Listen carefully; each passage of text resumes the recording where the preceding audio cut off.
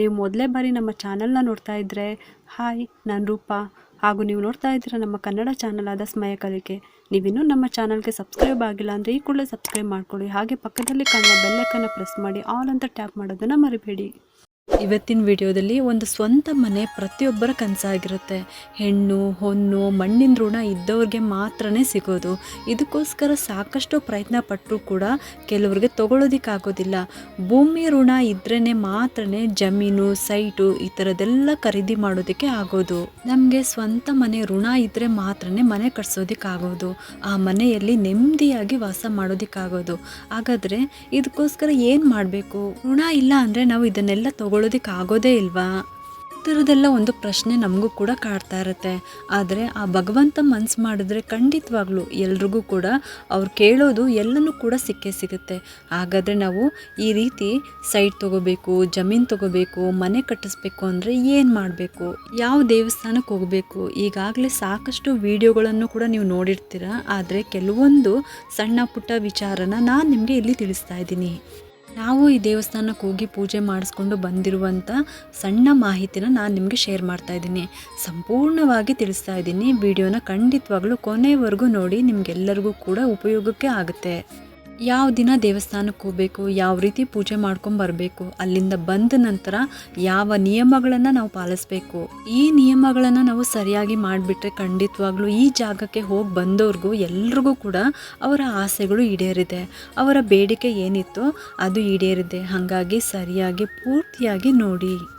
Site ಜಮೀನು ಮನೆಗಳನ್ನು ತೊಗೊಳ್ಳೋವಂಥದ್ದು ಮಾತ್ರನೇ ಅಲ್ಲ, ನೀವಿವಾಗ ಮಾರಬೇಕು ಅಂತ ಅಂದ್ಕೊಂಡಿರ್ತೀರ, ಸರಿಯಾದ ಬೆಲೆ ಬರ್ತಾ ಇರೋದಿಲ್ಲ, ಅಥವಾ ಕೆಲವೊಂದಷ್ಟು ಸಮಸ್ಯೆಗಳಿದ್ದು ಸೇಲ್ ಆಗ್ತಾನೆ ಇರೋದಿಲ್ಲ, ಮತ್ತು ನೀವು ಇಷ್ಟಪಡುವಂಥ ಜಾಗನೇ ಆಗಿರ್ಬೋದು, ಅದನ್ನು ನೀವು ತೊಗೋಬೇಕು ಅಂತ ಅಂದ್ಕೊಂಡಿದ್ರೆ ಈ ದೇವಸ್ಥಾನಕ್ಕೆ ಹೋಗಿ ಬರೋದ್ರಿಂದ ಖಂಡಿತವಾಗ್ಲೂ ಅದು ಸಾಧ್ಯ ಆಗುತ್ತೆ. ಮಾರೋದಕ್ಕೆ ತೊಗೊಳ್ಳೋದಕ್ಕೆ ಆ ಜಾಗದಲ್ಲಿ ಏನೇ ಸಮಸ್ಯೆ ಇದ್ರೂ ನಿವಾರಣೆ ಆಗೋದಕ್ಕೂ ಕೂಡ ಇಲ್ಲಿ ನಿಮಗೆ ಪರಿಹಾರ ಸಿಗುತ್ತೆ. ನಿಮ್ಮ ಆಸ್ತಿಗೆ ಸಂಬಂಧಪಟ್ಟಂಥ ಕೋರ್ಟ್ ಕೇಸ್ಗಳೇನಾದರೂ ನಡೀತಾ ಇದ್ದರೆ ಅದು ಕೂಡ ಇಲ್ಲಿ ನಿಮಗೆ ಪರಿಹಾರ ಸಿಗುತ್ತೆ. ಇದು ಯಾವ ದೇವಸ್ಥಾನ ಅಂತ ಅಂದರೆ ಕಲ್ಲಹಳ್ಳಿಯಲ್ಲಿರುವಂಥ ಭೂವರಹ ಸ್ವಾಮಿ ದೇವಸ್ಥಾನ.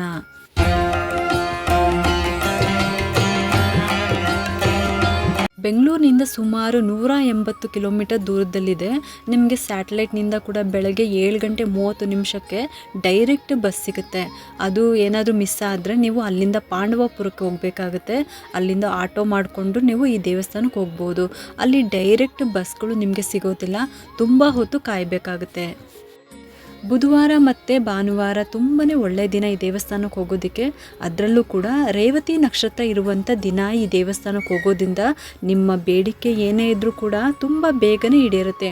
ಈ ಒಂದು ದೇವಸ್ಥಾನದಲ್ಲಿ ರೇವತಿ ನಕ್ಷತ್ರ ಇರೋ ದಿನ ಮತ್ತು ಶನಿವಾರದ ದಿನಗಳಲ್ಲಿ ವಿಶೇಷ ಪೂಜೆ ಇರುತ್ತೆ. ಈ ದೇವಸ್ಥಾನಕ್ಕೆ ಹೋಗೋದಕ್ಕಿಂತ ಮೊದಲು ಇನ್ನೊಂದು ಕೆಲಸ ನೀವು ಮಾಡಬೇಕಾಗುತ್ತೆ. ಏನಂದರೆ ನಮ್ಮ ಜಾತಕದಲ್ಲಿ ಏನಾದರೂ ಭೂದೋಷಗಳಿದ್ದರೆ, ರಾಹುದೇಶ ನಡೀತಾ ಇದ್ದರೆ, ಸರ್ಪದೋಷಗಳು, ಪಿತೃದೋಷಗಳು ಈ ರೀತಿ ಏನಾದರೂ ಇದ್ದರೆ ಖಂಡಿತವಾಗ್ಲೂ ನಮಗೆ ಭೂಮಿ ಯೋಗ ಅಂತೂ ಇರೋದೇ ಇಲ್ಲ, ನಮಗೆ ಸ್ವಂತ ಮನೆ ಯೋಗ ಕೂಡ ಬರೋದಿಲ್ಲ. ಮೊದಲು ಇದನ್ನು ನಿವಾರಣೆ ಮಾಡ್ಕೋಬೇಕು. ನಿವಾರಣೆ ಮಾಡ್ಕೊಂಡು ಆದಮೇಲೆ ನೀವು ಪ್ರಯತ್ನ ಮಾಡಿದ್ರೆ ಸಿಗುತ್ತೆ. ಹಾಗಾಗಿ ನೀವು ಮೊದಲು ಏನು ಮಾಡಬೇಕು, ಯಾವಾಗ ನೀವು ಸೈಟ್ ತೊಗೋಬೇಕು ಅಥವಾ ಮನೆ ಕಟ್ಟಬೇಕು ಅಥವಾ ನೀವೇನಾದರೂ ಮಾರಬೇಕು ತೊಗೋಬೇಕು, ಭೂಮಿಗೆ ಸಂಬಂಧಪಟ್ಟಂತೆ ನೀವೇನಾದರೂ ನಿರ್ಧಾರ ಮಾಡೋದಕ್ಕಿಂತ ಮೊದಲು ನೀವು ನಿಮ್ಮ ಮನೆ ದೇವರಿಗೆ ಪ್ರಾರ್ಥನೆ ಮಾಡಬೇಕು. ಒಂದು ಒಳ್ಳೆ ದಿನ ಮನೆಯಲ್ಲಿ ಪೂಜೆ ಮಾಡ್ಕೊಳ್ಳಿ. 11 ರೂಪಾಯಿ ಕಾಣಿಕೆ ಕಟ್ಟಿಡಿ. ಅದಾದ ನಂತರ ಸುಬ್ರಹ್ಮಣ್ಯೇಶ್ವರ ಸ್ವಾಮಿಗೆ ಬೇಡ್ಕೋಬೇಕು. ಸರ್ಪಗಳನ್ನು ಈ ಭೂಮಿಗೆ ಅಧಿಪತಿ ಅಂತ ಹೇಳ್ತಾರೆ. ಹಾಗಾಗಿ ಸರ್ಪದೋಷ ಇರ್ಬೋದು, ರಾಹುದೋಷ ಇರ್ಬೋದು, ಇಂಥದ್ದೆಲ್ಲ ಏನಾದರೂ ಇದ್ದರೆ ಖಂಡಿತವಾಗ್ಲೂ ನಾವು ಭೂಮಿಯನ್ನು ತಗೊಳ್ಳೋದಕ್ಕೆ ಆಗೋದಿಲ್ಲ, ಮನೆ ಕಟ್ಟೋದಕ್ಕೂ ಆಗೋದಿಲ್ಲ. ಅದರ ನಿವಾರಣೆಗಾಗಿ ನಮಗೆ ಇರುತ್ತೋ ಇರೋದಿಲ್ವೋ ನಮ್ಮ ಜಾತಕದಲ್ಲಿ ಈ ಕೆಲಸಗಳಲ್ಲಿ ಮುಂದುವರಿಯೋದಕ್ಕಿಂತ ಮೊದಲು ಸುಬ್ರಹ್ಮಣ್ಯೇಶ್ವರ ಸ್ವಾಮಿಯನ್ನು ಪ್ರಾರ್ಥನೆ ಮಾಡಬೇಕು. ದೇವರ ದರ್ಶನ ಮಾಡಿಕೊಂಡು ದೇವರ ಹತ್ತಿರ ಬೇಡ್ಕೋಬೇಕು. ನನಗೆ ಭೂಮಿ ಯೋಗವನ್ನು ಕೊಡಪ್ಪ, ನಾನು ಸೈಟ್ ತೊಗೊಂಡ್ಬಿಟ್ಟು ಮನೆ ಕಟ್ಟಬೇಕು ಅಂತ ಅಂದ್ಕೊಂಡಿದ್ದೀನಿ ಅಂತ. ಆದರೆ ನೀವು ಅಲ್ಲಿಗೆ ಹೋಗೋದಕ್ಕಿಂತ ಮೊದಲನೇ ನೀವು ಯಾವ ಜಾಗದಲ್ಲಿ ಸೈಟ್ ತೊಗೋಬೇಕು ಅಂದ್ಕೊಂಡಿದ್ದೀರಾ, ಸೈಟ್ ತೊಗೊಂಡ್ಮೇಲೆ ಮನೆ ಕಟ್ತೀವಿ, ಸ್ವಲ್ಪ ನಿಧಾನ ಆದರೂ ಆಗ್ಬೋದು, ದೇವರ ಅನುಗ್ರಹ ಇದ್ದರೆ ಬೇಗನೆ ಆಗ್ಬೋದು. ಆದರೆ ನೀವು ಎಷ್ಟು ಫ್ಲೋರ್ ಕಟ್ಟಬೇಕು ಅಂತ ಅಂದ್ಕೊಂಡಿದ್ದೀರಾ ಅಂದರೆ ಗ್ರೌಂಡ್ ಫ್ಲೋರ್ ಮಾತ್ರ ಸಾಕು ಅಥವಾ 1, 2, 3 ಫ್ಲೋರ್ ಕಟ್ತೀವಿ ಅಂತ ಅನ್ನೋರು, ಕಟ್ಟಬೇಕು ಅಂತ ಅಂದ್ಕೊಂಡಿದ್ರೆ ಅದನ್ನು ಮೈಂಡ್ನಲ್ಲಿ ನೀವು ಪ್ಲ್ಯಾನ್ ಮಾಡಿ ಇಟ್ಕೊಂಡು ದೇವ್ರ ಮುಂದೆ ನಿಂತಾಗ ನೀವು ಯಾವ ಜಾಗದಲ್ಲಿ ಇಷ್ಟಪಡ್ತೀರಾ ಅದೇ ಜಾಗದಲ್ಲಿ ನಿಮಗೆ ಸೈಟ್ ಸಿಗಬೇಕು, ಇಷ್ಟು ಫ್ಲೋರ್ ಮನೆನ ನಾನು ಕಟ್ಟಬೇಕು ಅಂತ ನೀವು ಪ್ರಾರ್ಥನೆ ಮಾಡ್ಕೊಳ್ಳಿ. ಸುಬ್ರಹ್ಮಣ್ಯೇಶ್ವರನ ದರ್ಶನ ಆದಮೇಲೆ ದೇವರ ಮೂಲ ಸನ್ನಿಧಾನಕ್ಕೆ ಹೋಗಬೇಕಾಗುತ್ತೆ. ಅದು ಆದಿ ಸುಬ್ರಹ್ಮಣ್ಯೇಶ್ವರನ ಸನ್ನಿಧಾನ. ಅಲ್ಲಿ ಹೋಗ್ಬಿಟ್ಟು ಆ ದೇವ್ರನ್ನು ಕೂಡ ದರ್ಶನ ಮಾಡಿಕೊಂಡು ಅವ್ರ ಹತ್ತಿರನೂ ಕೂಡ ನೀವು ಎಲ್ಲನೂ ಹೇಳ್ಕೊಂಡು ಗರ್ಭಗುಡಿ ಎದುರುಗಡೆನೆ ಅಲ್ಲಿ ಕುಮಾರಧಾರ ನದಿ ಸಣ್ಣದಾಗಿ ಹರಿತಾ ಇರುತ್ತೆ. ಅಲ್ಲಿ ಹೋಗಿ ನೀವು ಗರ್ಭಗುಡಿ ಎದುರುಗಡೆನೆ ನೀವು ಅಲ್ಲಿ ಹೋಗ್ಬಿಟ್ಟು ಕಲ್ಲುಗಳನ್ನು ಜೋಡಿಸ್ಬೇಕು. ಕೆಲವರೆಲ್ಲ ನೀವು 5, 6 ಕಲ್ಲನ್ನು ಜೋಡಿಸ್ಬಿಟ್ಟು ಇಟ್ಬಿಡ್ತಾರೆ. ಆದರೆ ಸರಿಯಾದ ವಿಧಾನ ಯಾವ ರೀತಿ ಜೋಡಿಸ್ಬೇಕು ಅಂತಂದರೆ, ನಾ ಆಗಲೇ ಹೇಳ್ದಂಗೆ ನೀವು ಯಾವ ಜಾಗದಲ್ಲಿ ಇಷ್ಟಪಡ್ತಿದ್ದೀರಾ ಸೈಟ್ ತೊಗೊಳಕ್ಕೆ, ಅಲ್ಲಿ ಯಾವ ರೀತಿ ನೀವು ಮನೆ ಕಟ್ಟಿಸ್ಬೇಕು ಅಂತ ಅಂದ್ಕೊಂಡಿದ್ದೀರಾ.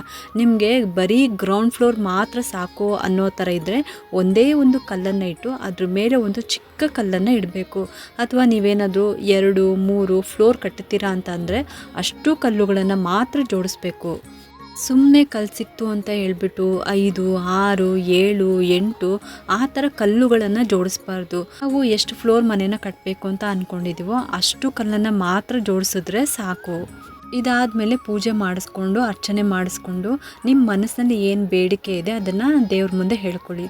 ಆನಂತರ ಗರ್ಭಗುಡಿಯ ಬಲಭಾಗದಲ್ಲಿ ಮಣ್ಣನ್ನು ಇಟ್ಟಿರ್ತಾರೆ, ಮಣ್ಣಿನ ರಾಶಿ ಇರುತ್ತೆ, ಇಟ್ಟಿಗೆಗಳನ್ನು ಕೂಡ ಜೋಡಿಸಿ ಇಟ್ಟಿರ್ತಾರೆ. ಸೈಟ್ ತೊಗೋಬೇಕು ಅಂತ ಅಂದ್ಕೊಂಡಿರೋರು ಇಲ್ಲಿಂದ 3 ಹಿಡಿ ಮಣ್ಣನ್ನು ತೊಗೋಬೇಕು. ಆ ಮಣ್ಣನ್ನು 3 ಹಿಡಿ ತೊಗೋಬೇಕು.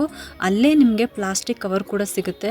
ಆದರೆ ನೀವು ಮನೆಯಿಂದಲೇ ಒಂದು ಬ್ಯಾಗನ್ನು ತೊಗೊಂಡೋಗಿ, ಯಾಕೆಂದರೆ ಸುಮಾರು ಜನ ಅಲ್ಲೇ ಕವರನ್ನು ತೊಗೊಂಡ್ಬಿಟ್ಟು ಮಣ್ಣನ್ನು ತುಂಬಿಸ್ಕೊಂಡ್ಬಿಟ್ಟು ಪೂಜೆಗೆ ಇಟ್ಟಿರ್ತಾರೆ. ಯಾರ್ದು ಯಾವ ಕವರು ಅನ್ನೋದು ಖಂಡಿತ ಗೊತ್ತಾಗೋದಿಲ್ಲ. ಹಾಗಾಗಿ ಹೇಳ್ತಾ ಇದ್ದೀನಿ, ನೀವು ಮನೆಯಿಂದಲೇ ಬ್ಯಾಗ್ಗಳನ್ನು ತೊಗೊಂಡು ಹೋದರೆ ನೀವು ನಿಮ್ಮ ಬ್ಯಾಗ್ಗಳನ್ನ ನೀವು ವಾಪಸ್ ತೊಗೊಂಡು ಬರ್ಬೋದು. ಮನೆ ಕಟ್ಟಬೇಕು ಅಂತ ಅಂದ್ಕೊಂಡಿರೋರು 2 ಇಟ್ಟಿಗೆಗಳನ್ನು ತೊಗೊಂಡ್ಬಿಟ್ಟು ಪೂಜೆ ಮಾಡಿಸ್ಬೇಕು. ಪೂಜೆಗೆ ಮತ್ತೆ ಟಿಕೆಟನ್ನು ತೊಗೋಬೇಕಾಗುತ್ತೆ.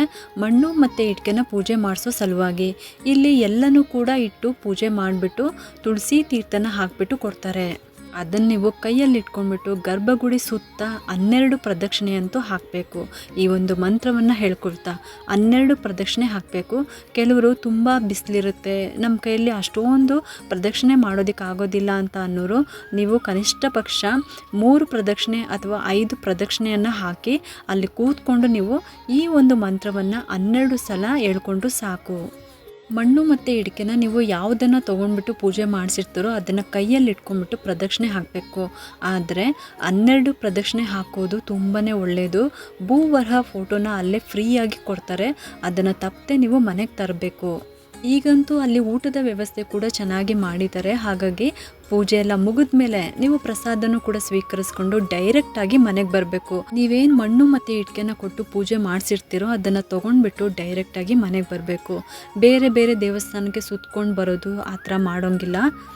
ಸೈಟ್ ತೊಗೋಬೇಕು ಅಂದ್ಕೊಂಡಿರೋರು ಅಲ್ಲಿ ಮಣ್ಣನ್ನು ತೊಗೊಂಡ್ಬಿಟ್ಟು ಪೂಜೆ ಮಾಡಿಸ್ಕೋಬೇಕು. ಸೈಟ್ ಇದೆ, ಮನೆ ಕಟ್ಟಬೇಕು ಅಂತ ಅಂದ್ಕೊಂಡಿರೋರು ಅಲ್ಲಿ ಇಟ್ಟಿಗೆ ಮಾತ್ರ ತೊಗೊಂಡ್ಬಿಟ್ಟು ಪೂಜೆ ಮಾಡಿಸ್ಕೋಬೋದು.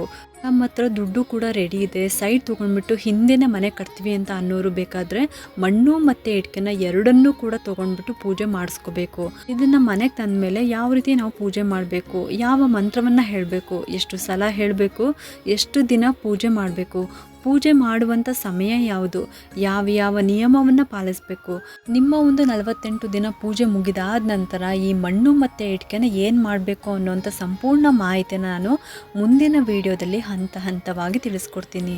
ತುಂಬ ಜನರಿಗೆ ಈ ಪೂಜೆ ಫಲ ಯಾಕೆ ಸಿಗೋದಿಲ್ಲ ಅಂತ ಅಂದರೆ ಅವ್ರು ಮಾಡುವಂಥ ಒಂದು ತಪ್ಪಿನಿಂದ.